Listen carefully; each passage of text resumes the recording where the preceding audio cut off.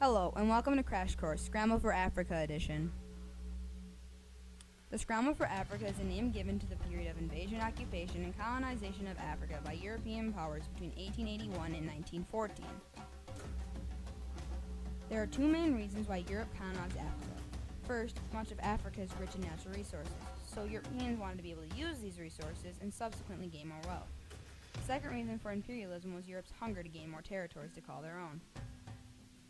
The Berlin Conference took place in Berlin, Germany. It was set up to divide Africa into parts peacefully among the European powers. Interestingly enough, no Africans were represented in this meeting. After the Berlin Conference, European countries rushed to Africa to control their new territories. Due to the fact that Europeans had more advanced technology and weapons, the African people were able to be colonized with ease. Edward Morel in The Black Man's Burn said, "The African man is really helpless among the material gods of the white man." Three types of imperialism were practiced in Africa by the Europeans. The first was direct rule. The Belgian Congo was a good example of this. The Belgian authorities directly ruled the people of the Congo strictly and violently. The people didn't have hardly any freedoms. The second type of imperial rule was indirect rule and was mainly practiced in all British colonies of Africa, which included Sudan, Egypt, and many more. The British officials had control over their colonies, but they allowed the African people to have local governments. Thus, the Africans living in British colonies had more freedoms than those living under direct rule.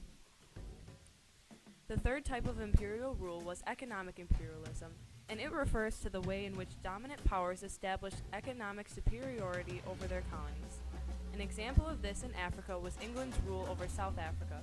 The colonization of South Africa was motivated by a desire for wealth from diamonds, cash crops, and gold. Most Africans were negatively affected by European imperialism.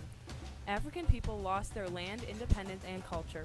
Lots of people died from disease or from warfare. Also, the Berlin Conference divided Africa unnaturally according to the already existing tribal territories, causing conflicts after Europeans left. There were some positive aspects of the Scramble for Africa. Europeans provided more schools, hospitals, and economic growth. However, all of these things mainly benefited the Europeans as well. Thank you for watching Crash Course with Nicole and Callie. Created using Powtoon.